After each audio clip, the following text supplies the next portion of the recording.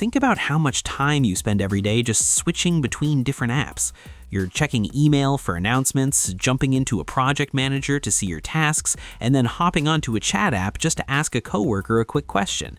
Communication should be easy and organized, and honestly, it's a lot better when everything lives in one spot. To deal with that, the best solution is Slack. It acts as a central hub where your team can brainstorm and collaborate without the constant back and forth. In today's video, we're going to walk you through how Slack works now and help you figure out if it's the best choice for your team's workflow.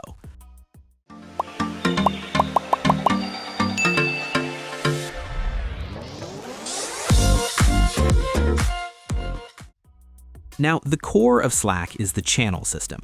Instead of having one giant messy group chat where everyone is talking at once, Slack uses channels to keep things tucked away in their own specific corners. You can have a channel for a specific project, one for your marketing team, or even a social channel for water cooler talk. One of the best updates we've seen recently is the sidebar sweeper. If you're like us and end up in 50 different channels, this feature automatically tidies up your sidebar by hiding the ones that haven't been active lately. It keeps your workspace feeling clean rather than overwhelming. You've also got the choice between public channels, where anyone in the company can search for info, and private channels for those sensitive leadership discussions. Everything is organized with naming conventions, like using a project - prefix, so you never have to hunt for where a conversation is happening. It really changes the way you view work from a series of emails to a living, breathing stream of information. Moving on from the broad structure, the actual day-to-day chatting in Slack has become incredibly smart this year. We're moving way past just sending text and emojis. Slack's liquid glass design has made the interface feel really immersive, especially on mobile. But the real star here is the built-in AI. If you come back from lunch and see 30 unread messages, you don't have to scroll through all of them. You can just hit the summarize button on your unread pill, and the AI gives you a quick rundown of what you missed. It makes the conversation feel more natural because you aren't constantly stopping to ask for clarification. Speaking of natural conversation, let's talk about Huddles. Sometimes typing just takes too long and you need to jump on a quick call. Huddles have been redesigned to be more than just a quick audio drop-in. Now they open in a separate mini window by default, so they don't block your sidebar while you're trying to look for a file. You've got a dedicated toolbar with a hand raise option and the ability to draw on someone's screen while they're sharing it. It's perfect for those war room moments when a deadline is approaching and everyone needs to be on the same page.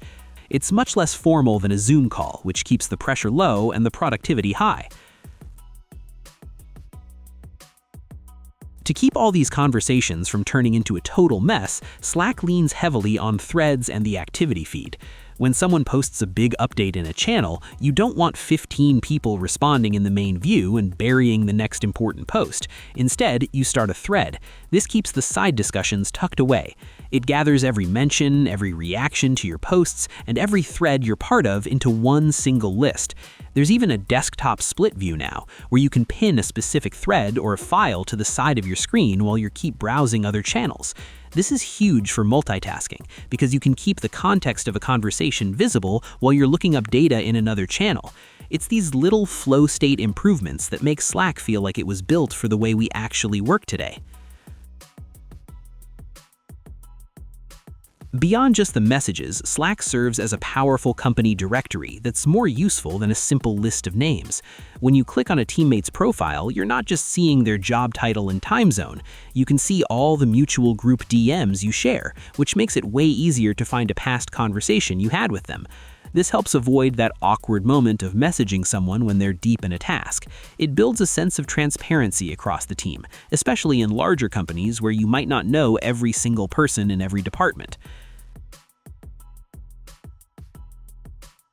Of course, Slack wouldn't be what it is without its massive library of integrations. It's basically the operating system for your business apps. Whether you're using Google Drive, Jira, or Salesforce, everything feeds back into Slack. In fact, the Salesforce integration is deeper than ever now. You can actually see and edit Salesforce records directly inside a Slack channel without ever opening a browser tab.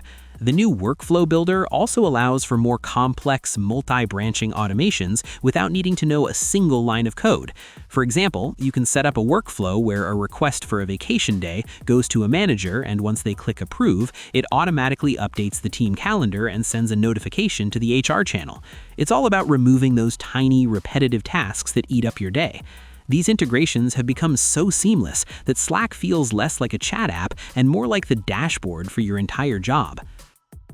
Essentially, Slack remains the most useful and flexible tool for teams that need more than just a simple chat box.